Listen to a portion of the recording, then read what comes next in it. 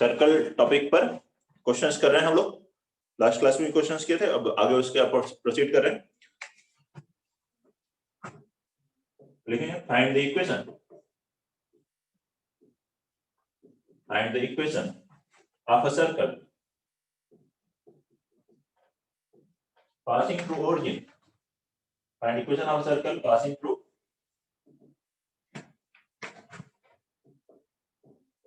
origin and cutting off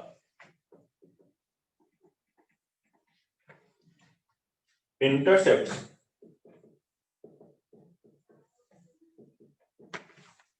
equal to unity on lines y square minus x square is equal to 0. Find the equation of a circle passing through origin. एक circle की equation calculate करें जो कि origin से पास हो रहा है और जो इन लाइंस पर इंटरसेप्ट कट कर रहा है कितना 1 यूनिट मींस 1 यूनिट का इंटरसेप्ट कर रहा है। सबसे पहले क्या ये लाइन दिखाई दे रही, लाइंस लिख दिया y square minus x square equal to 0। Line की क्वेश्चन है, दो लाइन आ जाएंगी दोनों पर इक्वल 1 यूनिट का, बनाएंगे इसको। क्वेश्चन नंबर 8 बनाइए फटाफट और देखिए कैसे कितने सर्कल आ रहे हैं, क्या होगा आंसर इसका।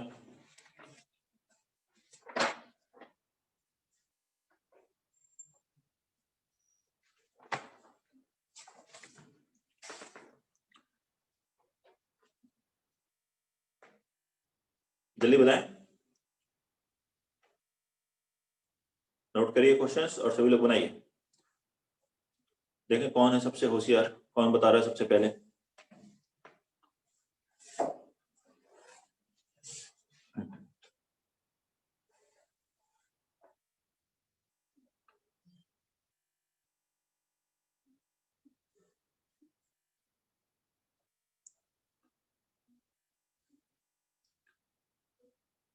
करिए जल्दी से, सभी लोग इक्वल होशियार बनना चाहते हैं, कोई नहीं बताए पता चला कि मैं किसी से आगे नहीं निकलना चाहता।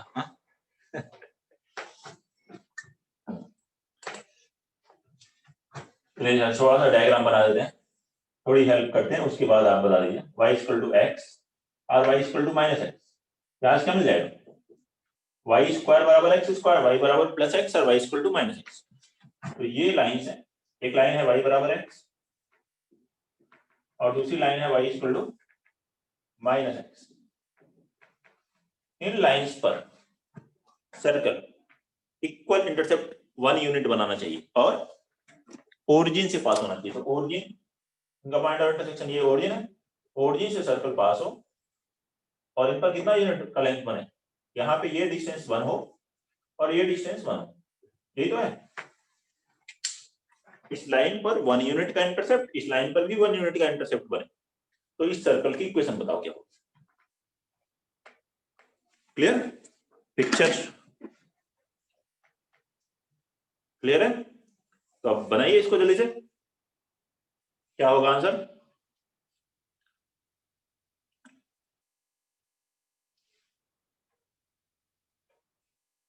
सभी होशियार हैं बच्चे, कोई अपने आप को नालायक न समझे, जल्दी से सॉल्व करिए फटाफट और आंसर बताएं।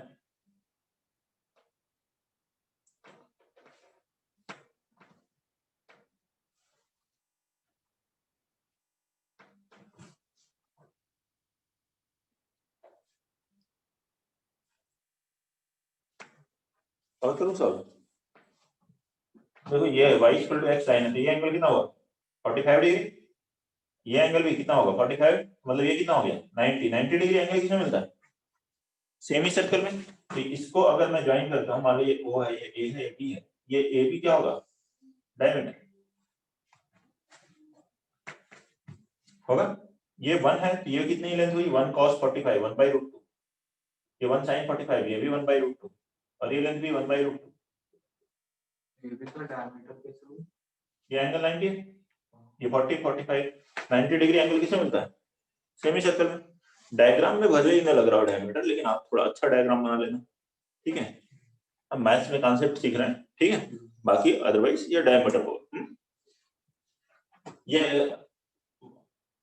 इनका मिड पॉइंट यही सेंटर हो, ये सेंटर क्या होगा 1/√2 कॉमा 0, और ये रेडियस हो गई, तो रेडियस कितनी हुई 1/√2। सेंटर पता है, रेडियस पता है, सर्कल की क्वेश्चन बोलो, x माइनस 1/√2 का स्क्वायर प्लस y माइनस 0 का स्क्वायर बराबर 1/√2 का होल स्क्वायर। हो गया क्या, खत्म क्वेश्चन, बोलिए आगे समझ में सबको। कितने सर्कल होंगे ऐसे, एक सर्कल दिखाई दे रहा है, और भी हो सकता है क्या, कितने हो सकता है, इधर बन जाए, इधर 1 1 कर ले, और हो सकता है इधर हो जाए, और ऐसे नीचे बन जाए, तो ऐसे 4 सर्कल हो सकते हैं। बाकी की क्वेश्चन भी ऐसे ही लिख सकते हो आप, रेडियस सबकी सेम रहेगी 1/√2, यहाँ पे सेंटर सबके चेंज होते जाएंगे। इसका सेंटर निकालोगे तो आ जाएगा माइनस 1/√2 कॉमा 0, यहाँ माइनस प्लस लगा दो, और इन सबका निकालोगे तो 0 1/√2 एंड 0 माइनस 1/√2। इनकी इक्वेशन लिखोगे तो आएगा x² प्लस y माइनस 1/√2 का whole square equal to 1/√2 square, फिर यहाँ माइनस प्लस, तो ऐसे 4 सर्कल्स आएंगे, यहाँ माइनस प्लस से 2 आ जाएंगे, यहाँ भी माइनस प्लस। कोई भी प्रॉब्लम है तो बताइए, सॉल्यूशन को समझने में किसी को कोई डाउट हुआ हो, जिन्होंने भी कोशिश की हो समझने की, जिसने कोशिश ही नहीं की उसको क्या आएगा, क्लियर। अगला देखते हैं question number 9, find the locus of circle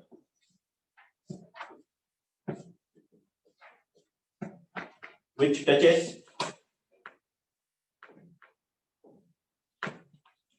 positive y-axis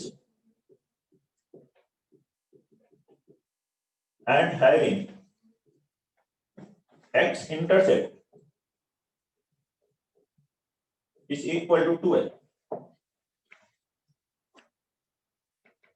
locus calculate करना है एक सर्कल का जो कि पॉजिटिव वाई एक्सिस को टच कर रहा है, और जिसका x इंटरसेप्ट कितना हो, उसकी लेंथ 2l।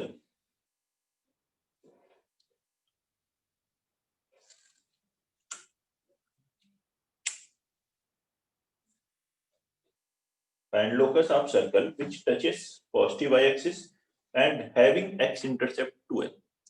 अब प्लस वाई एक्सिस को कहीं भी टच कर सकता है, एक्स एक्सिस पे, ठीक है, 2l का लेंथ का इंटरसेप्ट तो l फिक्स है, तो ऐसे सर्कल का सेंटर वेरिएबल होगा, चेंज हो रहा होगा, तो उसका लोकस कैलकुलेट करेंगे। जल्दी से बनाए,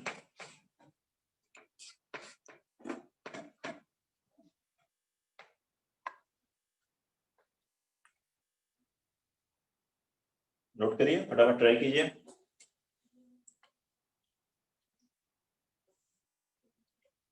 जो कॉन्सेप्ट बताए गए हैं उनको रिवाइज करें, और क्वेश्चन सॉल्व करते समय इधर उधर नहीं देखें, ध्यान केवल हाँ क्वेश्चन की लैंग्वेज पर, और उस लैंग्वेज के अकॉर्डिंग डायग्राम बनाए और उससे प्रोसीड करने की कोशिश करें।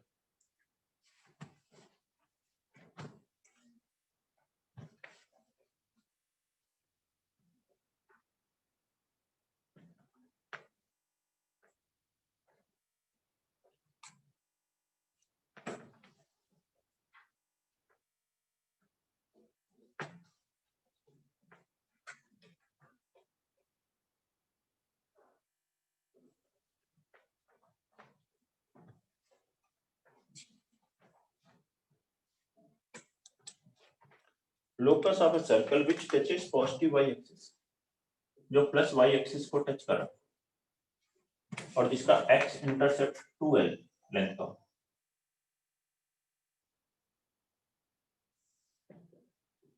एक्स एक्सिस वाई एक्सिस, ऐसे बना ली। देखिए प्लस वाई एक्सिस को टच कर रहा है और एक्स इंटरसेप्ट ये लेंथ कितनी होगी, 2l होगी, यही है ना, ऐसे ही तो बना डायग्राम। यही बनाया होगे? अलग बनाया क्यों? पढ़ने से शायद तो यही लग रहा है मैंने अलग बनाया। हाँ, लेकिन वही कह रहा हूँ क्यों बनाया है। देखो इसको ध्यान से अगर हम पढ़े तो यही इसका मतलब है, तो ध्यान से पढ़िए स्टेटमेंट क्या है उसके अकॉर्डिंग बनाइए। तो अब देखते हैं, इसका सेंटर मान लेते हैं यहाँ P है, तो इस सेंटर का लोकस निकालना है, तो इसको मान ले लिया H के मतलब ये हुआ H और ये हुआ K, ये H हुआ तो ये लेंथ कितनी हुई H, ये लेंथ H हुई तो इसका मतलब रेडियस इस सर्कल की कितनी हो गई H हो गई, K कहाँ हुई? अच्छा ठीक है सर, ये H है ना, तो ये है रेडियस, ये रेडियस थोड़ा है, आगे तक बढ़ाओगे यहाँ तक आएगा तब ना रेडियस बनेगा, अभी तो H है रेडियस, दिख रहा है सबको H रेडियस है। अच्छा यहाँ से जब परपेंडिकुलर डालते हैं कॉर्ड पे तो ये जाके मिड पॉइंट में मिलता है, तो मतलब ये लेंथ कितनी होगी L हो जाएगी। अब इस P को A से ज्वाइन करें तो ये P ये लेंथ कितनी होगी H होगी, ये रेडियस के बराबर होगी ना। इस राइट एंगल ट्रायंगल में पाइथागोरस लगाओ, क्या हुआ H स्क्वायर बराबर K square plus L square होगा क्या, बोलो बच्चा होगा? पाइथागोरस तो सभी को पता है। तो H की जगह X और K की जगह Y लिखोगे तो लोकस आ गया, क्या है locus x square minus y square, के स्क्वायर को ले आया एलएचएस में बराबर एल स्क्वायर, यही आंसर है। देखो कितना टफ क्वेश्चन था। चलो अगला एक और टफ क्वेश्चन करते हैं हम लोग, अभी जी बोलेंगे तो आप लोग मानते नहीं हो, तब बोल देते हैं। Two rods of length 2a and 2b slides along rectangular axis. Rectangular means x axis and y axis in such a way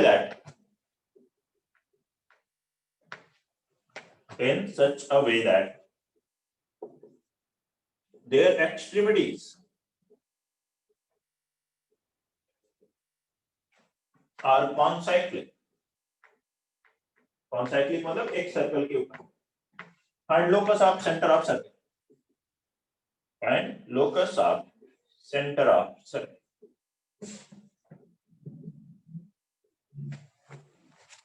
क्या है, टू रॉड्स हैं लेंथ 2a और 2b की, रेक्टेंगुलर एक्सिस मतलब एक्स एक्सिस और Y axis, एक 2a length की एक 2b लेंथ की, वो स्लाइड करती हैं, लेकिन ऐसे स्लाइड करती हैं कि उनके जो एंड पॉइंट है वो हमेशा किसके ऊपर होते हैं, एक सर्कल पे होते हैं। तो वैसे सर्कल का सेंटर का लोकस कैलकुलेट करना, बनाइए।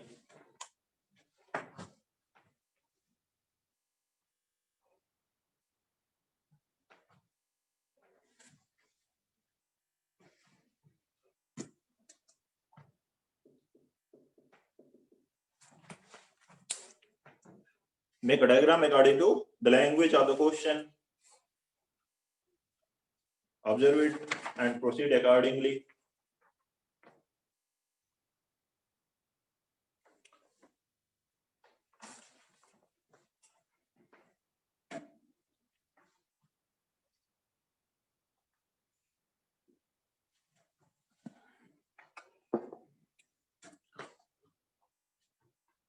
टेंथ बना लो सभी लोग।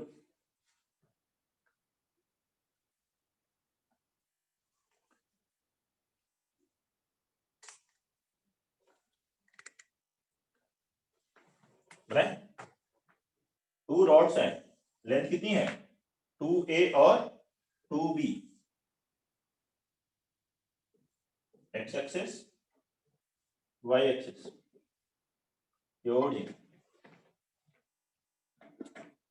ये एक रॉड थी AB जिसकी लेंथ कितनी थी 2a, ये स्पेशलाइज करें। ऐसे एक रॉड थी CD जो यहाँ पर C और D पॉइंट भी वेरिएबल है, चेंज हो रहा है, इसके अकॉर्डिंग ये सर्कल भी चेंज हो रहा है। लेंथ रॉड की फिक्स है 2a 2b, तो इसके सेंटर का लोकस कैलकुलेट कर, सेंटर ले लो H कमा के PH के, अब करो कैलकुलेट।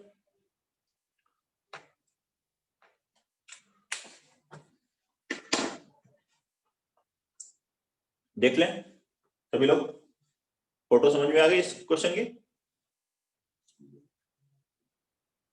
जल्दी से ऑब्जर्व करें, कोई दिक्कत है तो बताएं और इसको सॉल्व करें आगे।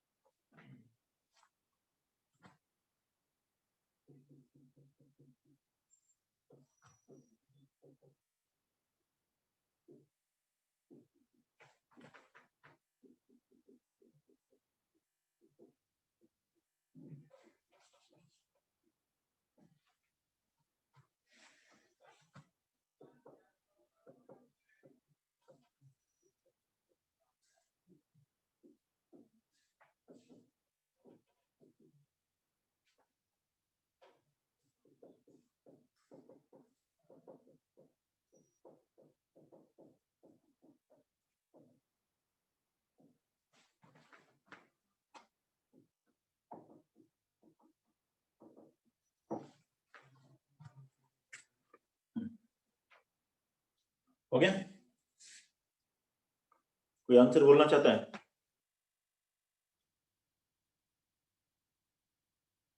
देखते हैं क्या है। ये देखिए, इसे परपेंडिकुलर उड़ा देता हूँ तो ये क्या होगा, लेंथ के, और ये लेंथ कितनी हुई h, इससे इस सीडी परपेंडिकुलर उड़ा दो तो ये h, ये लेंथ h है, ये k, बताओ रेडियस क्या है, h है या k?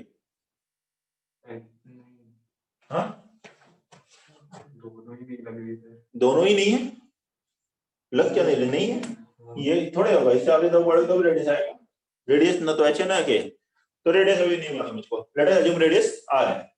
इसको अगर मैं PA को ज्वाइन कर दूं, इसको कहते हैं रेडियस r, ये r हो गई, PC को ज्वाइन करो तो क्या हो गया PC, ये भी r हो गया, रेडियस है।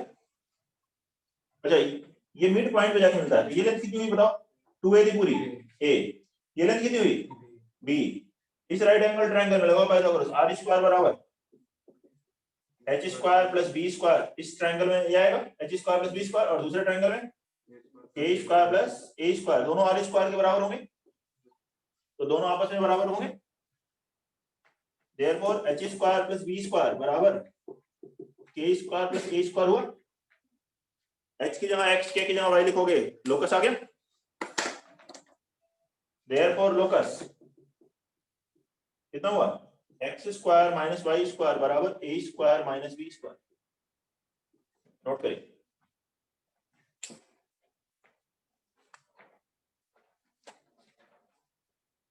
अगला क्वेश्चन करेंगे, क्वेश्चन नंबर 11, क्वेश्चन नंबर 11, सभी लोग करिए सॉल्व।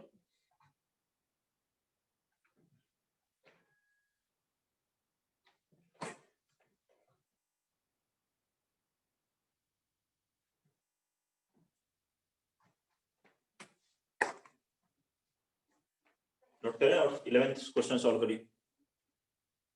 वेदांत पापा के ऑफिस के पेपर यूज कर रहे हो लग रहा है, हाँ? नहीं सर, ये पड़े हुए थे, वो पता नहीं बैंक से मिल गए थे किसी से। अच्छा, बैंक से पड़े हुए थे। अच्छा, LIC के, हाँ, वेस्ट पड़े हुए थे तो यूज कर लिए सर।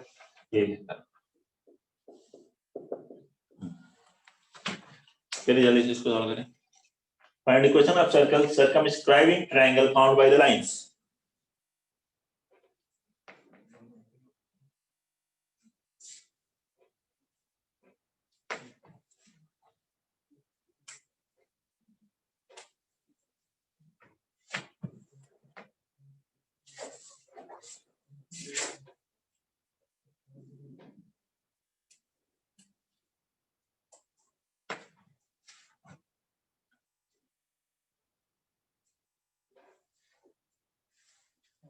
ये तीन लाइन है L1 L2 L3,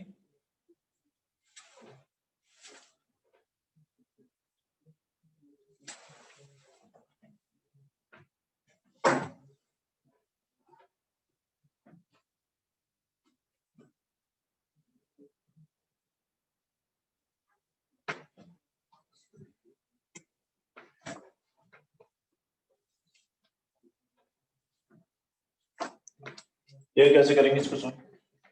ध्यान से सुनिए, एक ट्रायंगल की तीनों साइड दी हुई है, एक साइड L1, दूसरी L2 और तीसरी L3।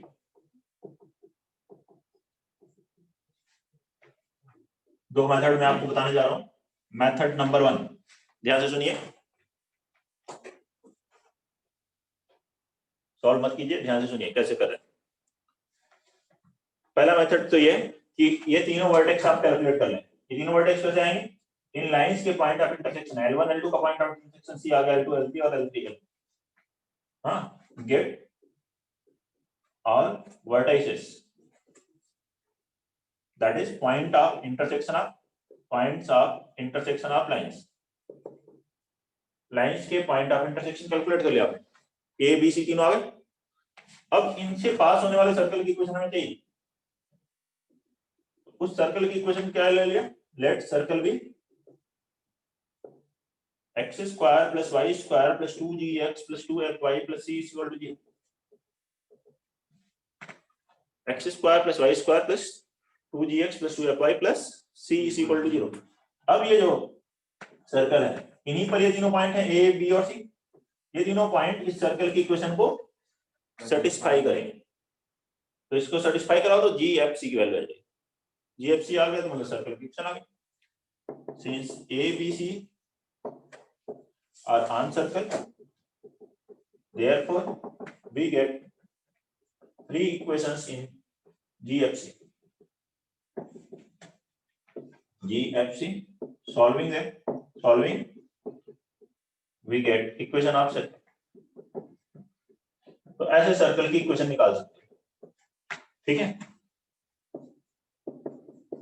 मेथड क्यों लिख रहे हैं, कैलकुलेशन नहीं लिख रहे हैं, क्योंकि कैलकुलेशन होगी, वो तो कैलकुलेट करना पड़ेगा। पहले पॉइंट ऑफ इंटरसेक्शन निकालोगे फिर आपको इसमें। सेकेंड मेथड देखिए क्या होता है। जैसे हम पॉइंट ऑफ इंटरसेक्शन नहीं निकालते, बिना पॉइंट ऑफ इंटरसेक्शन निकाले भी ए बी सी तीनों वर्टाइसेस से पास होने वाला अगर आपको कोई भी 2 डिग्री कर्व कैलकुलेट करना हो, 2 डिग्री कर्व मतलब सर्कल, पैराबोला, इलिप्स, हाइपरबोला, जो अपने सिलेबस में सर्कल के बाद जो टॉपिक्स हैं उनमें से अगर कोई भी है, ठीक है, तो उनकी इक्वेशन हम ऐसे ले सकते हैं। Equation of any 2 degree curve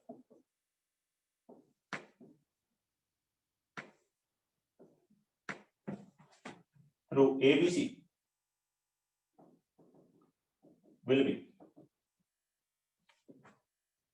L1 into L2 plus lambda times L2 into L3 plus mu times L3 into L1 is equal to 0। क्या होते हैं question?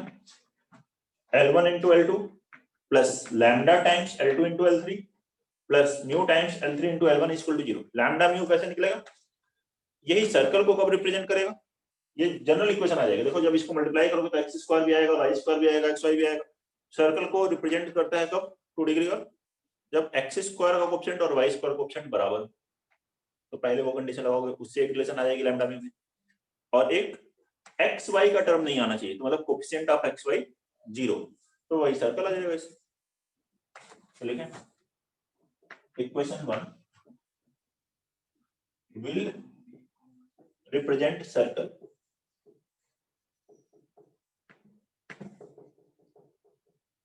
if and only if first condition coefficient of x square is equal to coefficient of y square। x square और y square coefficient same। second coefficient of xy is equal to 0 और xy का coefficient 0। तो यही जो equation है वो circle की equation को रिप्रेजेंट करता है। दूसरा पैराबोला, इलिप्स, हाइपरबोला की कंडीशन जब हम बाद में पढ़ेंगे तो वहां पे बात कर लेंगे कैसे रिप्रेजेंट होता है, अगर जरूरत पड़ती है तो उनकी कंडीशन बताएंगे। इन दोनों में अगर ट्रायंगल है तो किसी भी मेथड से कर सकते हैं। इन दोनों में कैलकुलेशन यहाँ भी थोड़ी ज्यादा है और इधर भी है, तो मतलब बहुत डिफरेंस नहीं आता। लेकिन अगर क्वाड्रिलेटरल दिया हो तो इसी तरह का एक कॉन्सेप्ट क्वाड्रिलेटरल के लिए भी, उस केस में मेथड 2 ज्यादा प्रेफरेबल है। यहाँ भी कह सकते हैं कि एक कॉन्सेप्ट लगाया आपने, केवल वैसे ही नहीं करते रहे लेमन की तरह की पॉइंट ऑफ इंटरसेक्शन निकाल रहे हैं रख रहे हैं, यहाँ केवल कैलकुलेशन है, यहाँ थोड़ा कॉन्सेप्ट इन्वॉल्व। यही क्वाड्रिलेटरल दिया हो तो मैथड 2 ज्यादा प्रेफरेबल है। क्वाड्रिलेटरल के लिए और आसान तरीका भी हो जाता है, देखिए उसको लिख लेते हैं हम लोग, यहाँ पर नोट कर लें पहले से।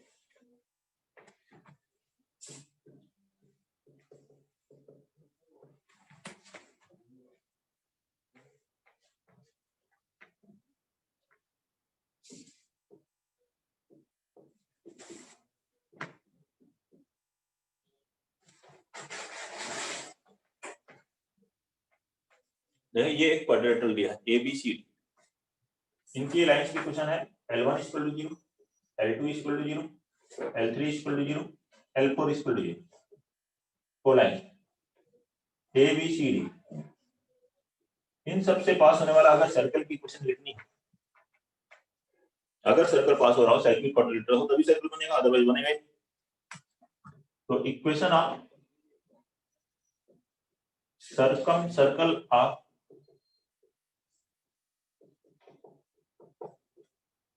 क्वाड्रिलेटरल ABCD जो कि डायग्राम में है उसके लिए लिख रहा हूं मैं,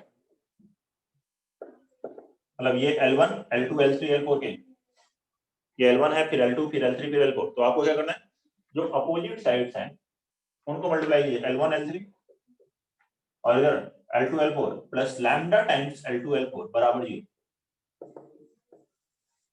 यही सर्कल की क्वेश्चन होगी जो कि इनसे पास हो, सर्कल ही नहीं वही, फिर अगर पैराबोला एलिप्स हाइपरबोला भी आ जाएगा, कंडीशन सेटिस्फाई। तो अब यही सर्कल को रिप्रेजेंट करेगा जब ये कंडीशन सेटिस्फाई। नोट कर लीजिए। अब इसमें कैलकुलेशन कम है, क्यों, इसमें केवल एक अननोन निकालना है लैम्डा, यहाँ पे 2 हो गए तो कैलकुलेशन बढ़ेगी, यहाँ तुरंत आ जाएगा लैम्डा। लिख लें 1 will represent circle,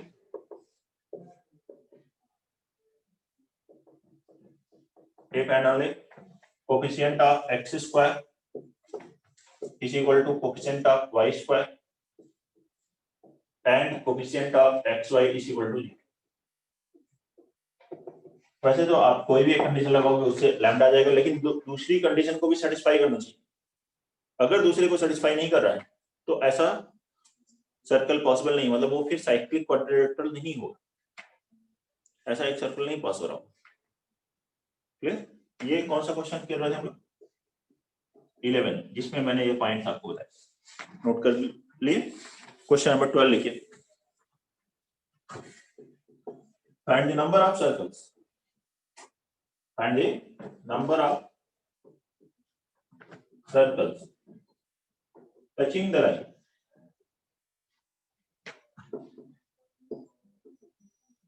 3x plus 4y is equal to 12 and coordinate axis।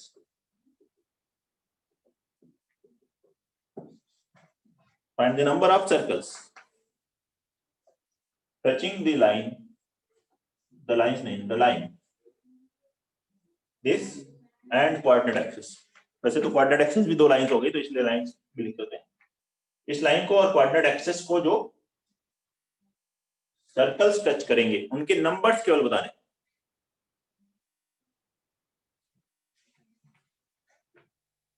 Circle की क्वेश्चन नहीं बतानी यहाँ पे, केवल कितने ऐसे सर्कल होंगे, नंबर ऑफ सर्कल्स वो बता दीजिए।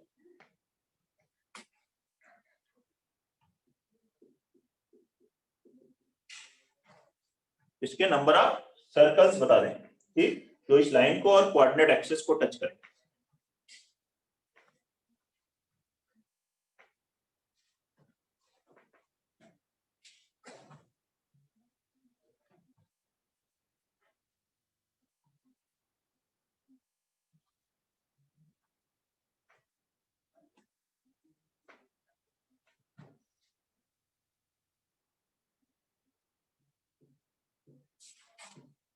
जल्दी से बनाइए।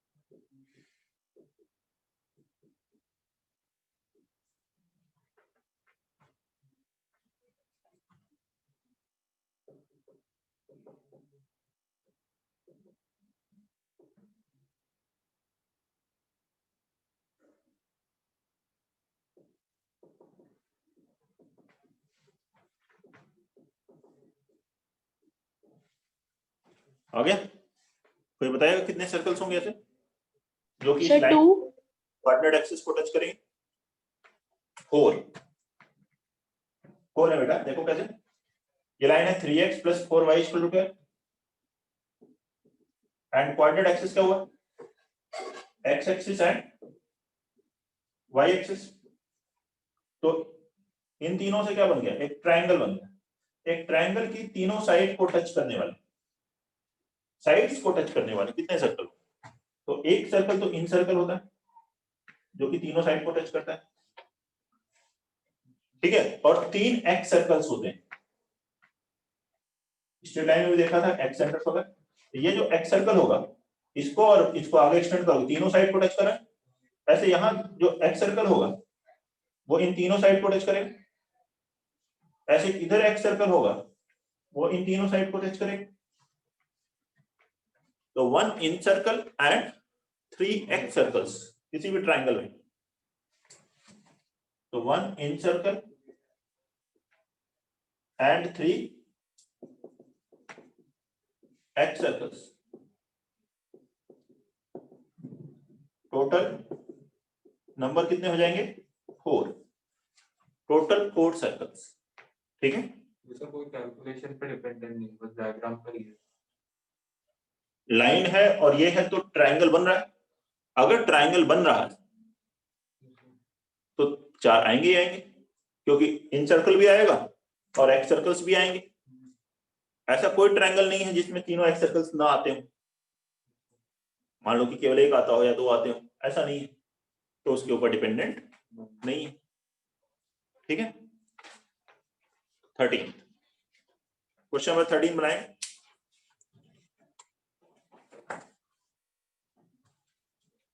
नोट करिए जल्दी से और क्वेश्चन नंबर 13 बनाइए।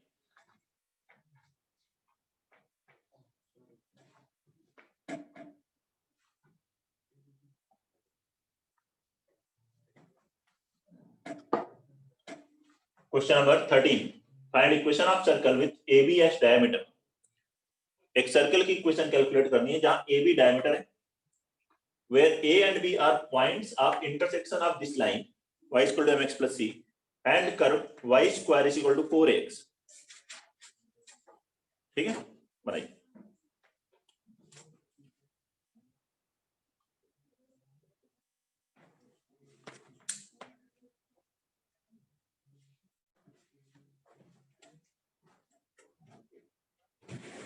बनाओ जल्दी से।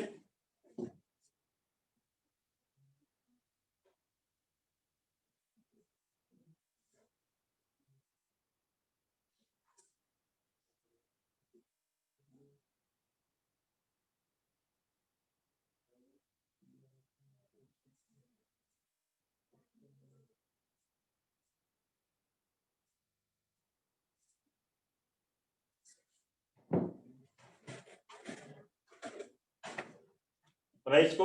Find equation of circle with AB as diameter, जिसका AB डायमीटर है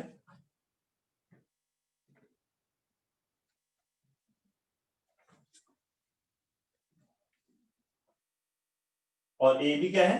पॉइंट ऑफ इंटरसेक्शन है इस लाइन का और ये कर्व जो है पैराबोला है वैसे तो, उसकी लेकिन प्रॉपर्टी की जरूरत नहीं है हमें। अब कैसे बना लें कर्व?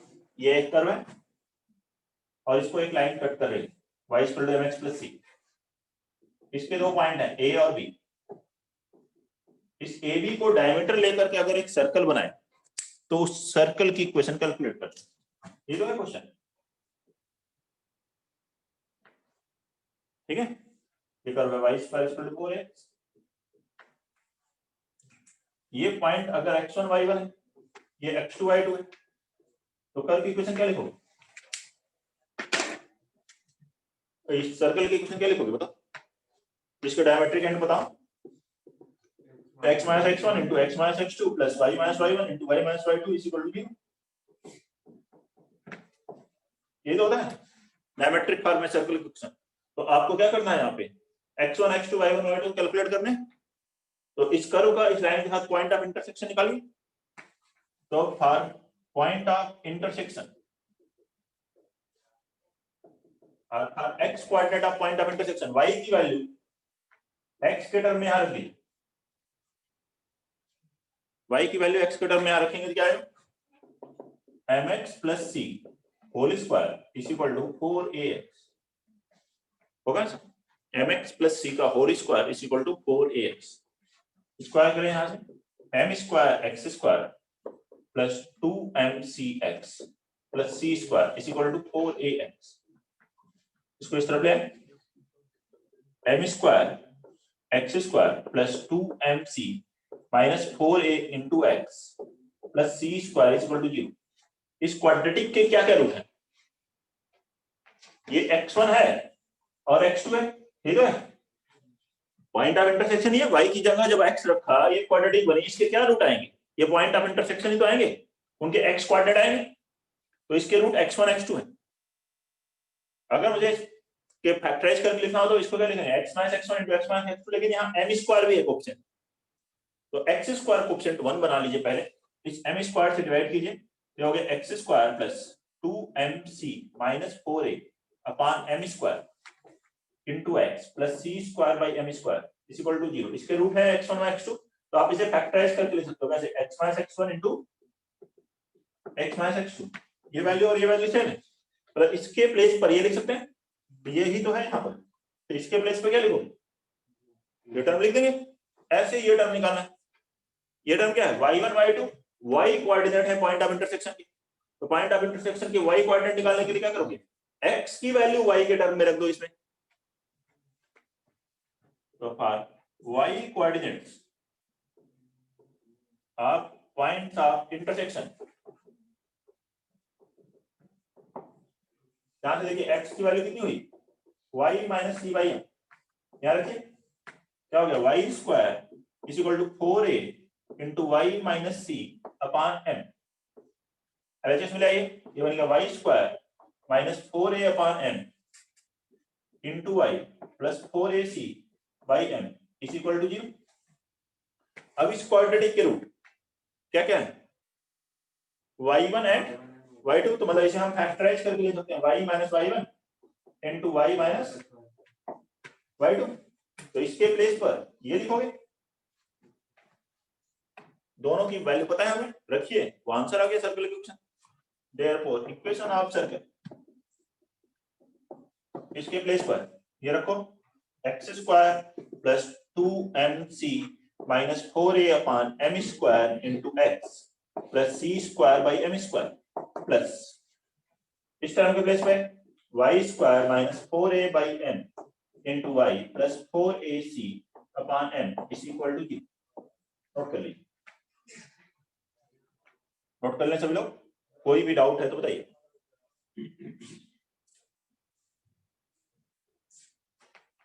किसी को भी कोई प्रॉब्लम है इसमें? क्वेश्चन नंबर 13 में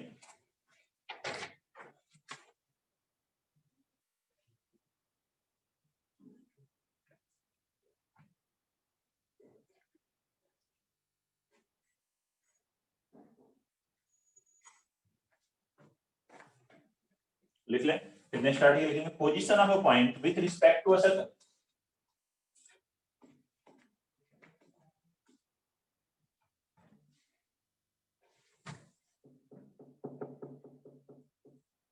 नेक्स्ट लिखेंगे पोजीशन ऑफ अ पॉइंट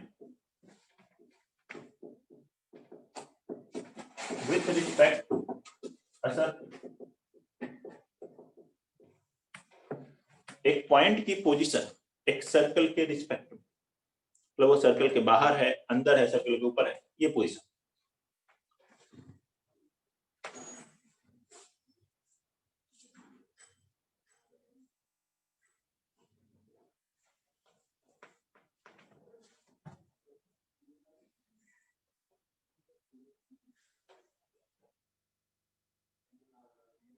हाँ नेक्स्ट आर्टिकल क्या लग रहा है, देखिए क्वेश्चन लग रहा था क्या, आर्टिकल है, position of point with respect to circle. इसके बाद क्लास है कोई? नहीं मैंने लिखा हुआ है ना इसलिए इसके बाद तो क्लास नहीं है ना। हाँ ठीक है। Position of point with respect to circle. A point P x1, y1 will lie outside or on or inside the circle x square plus y square plus 2gx plus 2fy plus c is equal to 0.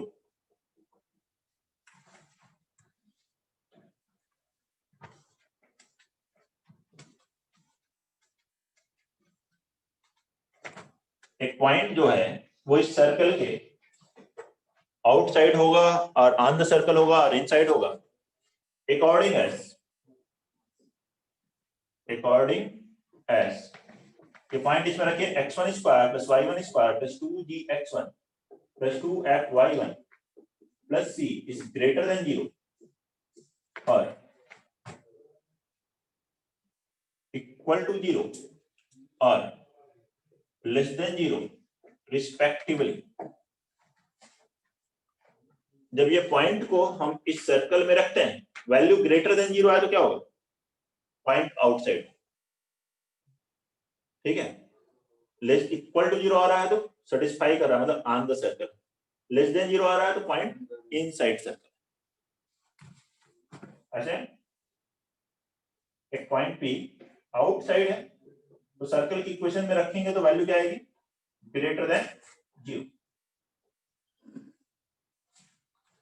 वैसे ऐसे भी check कर सकते हैं, अगर point outside है तो उसकी डिस्टेंस जो सेंटर से होगी वो रेडियस से ज्यादा होगी,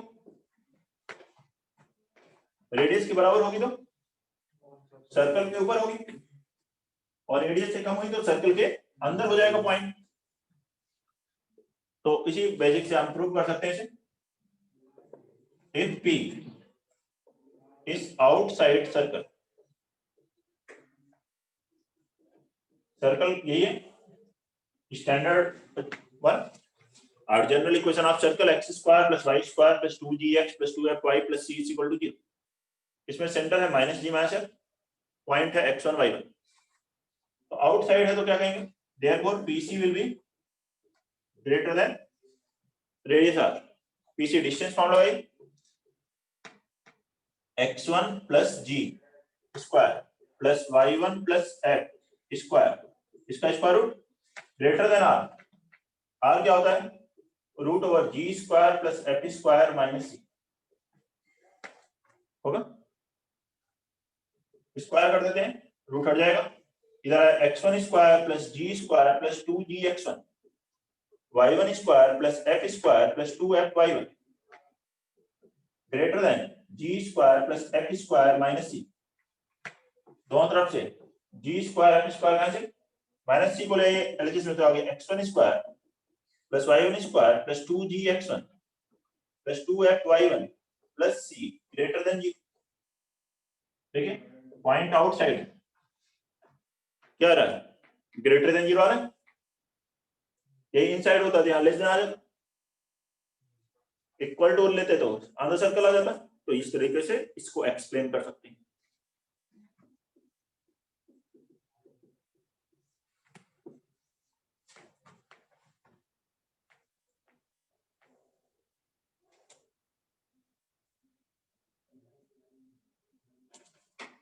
ठीक है, अब अगर कोई एक पॉइंट है उसकी सर्कल से मिनिमम और मैक्सिमम डिस्टेंस कैलकुलेट करनी, मान लीजिए पॉइंट P था, इसकी सर्कल से मिनिमम डिस्टेंस कैलकुलेट करनी।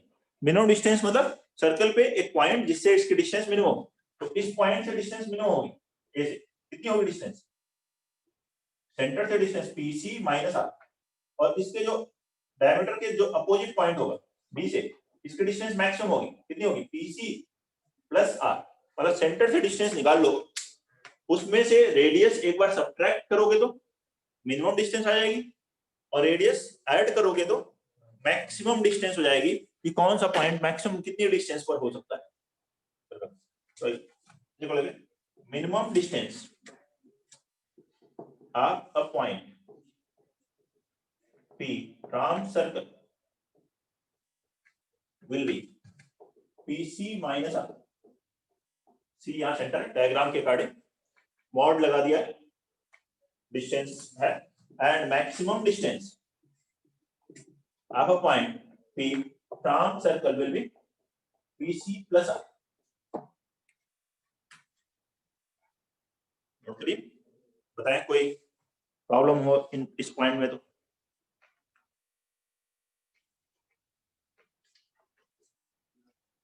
किसी भी स्टूडेंट को इस पॉइंट में कोई डाउट है? नेक्स्ट लिखेंगे पैरामेट्रिक कोऑर्डिनेट्स।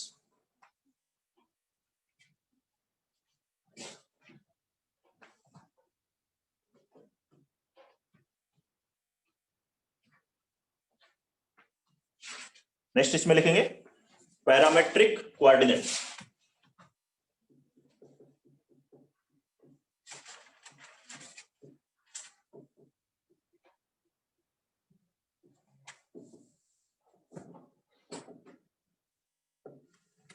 पैरामेट्रिक कोऑर्डिनेट्स, जब हमें कोई पॉइंट सर्कल पे या किसी कर्व पे एज्यूम करना होता है तो हम x1 y1 तो ले ही सकते हैं, लेकिन दो अननोन हो जाएंगे उसमें, तो हम किसी पैरामीटर के टर्म में एज्यूम कर लेते हैं जिससे कि वो हमेशा इक्वेशन को सेटिस्फाई भी करता रहे और अननोन कम हो जाए, एक ही अननोन आ जाए। तो देखते हैं इसमें any point, very important one, parametric coordinates, any point on a circle x square plus y square is equal to a square can be taken as a cos theta comma a sin theta। एक circle पे अगर हमें कोई point assume करना है तो वो क्या ले सकते हैं हम लोग, a cos theta comma a sin theta। Origin इसका सेंटर होगा, ठीक है। देखिए इस पर कोई पॉइंट लीजिए, x कोऑर्डिनेट क्या हो गया, a cos थीटा, y कितना हुआ, a sin theta. a fix है लेकिन थीटा चेंज हो रहा है, जैसे थीटा चेंज करोगे अलग अलग पॉइंट आते जाएंगे सर्कल के ऊपर। यहां देखिए स्क्वायर करके अगर ऐड करें तो x square plus y square और क्या आएगा, a square cos square plus sin square 1। तो a स्क्वायर मतलब जो भी ये पॉइंट है इस कर्व को हमेशा सेटिस्फाई कर रहा है, सर्कल को सेटिस्फाई कर रहा है। और इसमें अननोन कितने हो गए, केवल एक थीटा अननोन है, दो नहीं है, x1 y1 नहीं। तो इसलिए ये ज्यादा बेटर मेथड होता है जब हम किसी पॉइंट को एज्यूम करना पड़ता है अपनी तरफ से सर्कल पे या किसी भी दूसरे कर्व पे। ऐसे ही अगर जनरल इक्वेशन लिखी हो circle, any point on circle x minus x1 whole square plus y minus y1 whole square is equal to, चलो r स्क्वायर लिख देता हूं, r स्क्वायर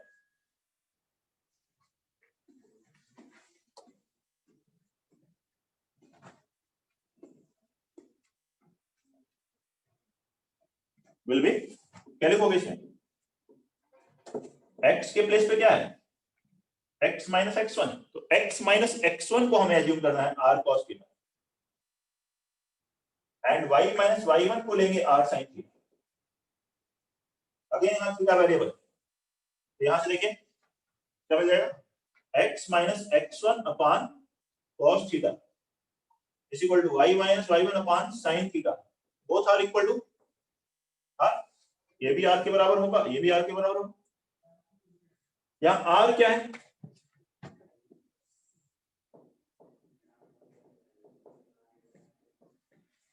बताइए, r रेडियस है, r कांस्टेंट है, और जो थीटा है वो वेरिएबल है, थीटा चेंज हो रहा है तो अलग अलग पॉइंट आ रहे हैं।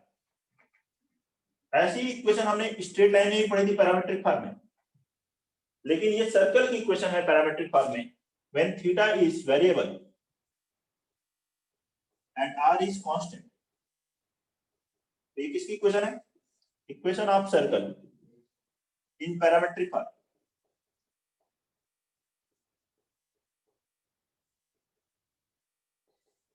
यही जब हम थीटा को कांस्टेंट कर देते हैं थीटा फिक्स, थीटा सेम रहेगा, आर चेंज होता रहेगा, ये आर बदल रहा है तो क्या आ जाता है लाइन। लाइन में क्या होता है, थीटा कांस्टेंट होता है, एंगल सेम है, आर चेंज हो रहा है, ये डिस्टेंस चेंज हो रही है, तो यही इक्वेशन लाइन की इक्वेशन होती है पैरामेट्रिक फॉर्म। यही पैरामेट्रिक फॉर्म में इस सर्कल की इक्वेशन है जहां पे थीटा चेंज हो रहा है, आर लेकिन कांस्टेंट है, रेडियस सेम है, थीटा बदल रहा है, तो अलग अलग पॉइंट आ रहे हैं सर्कल के ऊपर, देख लीजिए, नोट कर लीजिए। कोई भी डाउट है तो बताइए, किसी भी बच्चे को कोई प्रॉब्लम? वेदांत क्लियर? इस पर बेस्ड क्वेश्चंस चलो फिर नेक्स्ट क्लास में ले लेते हैं, ठीक है। डीपीपी 10 रहेगा होमवर्क।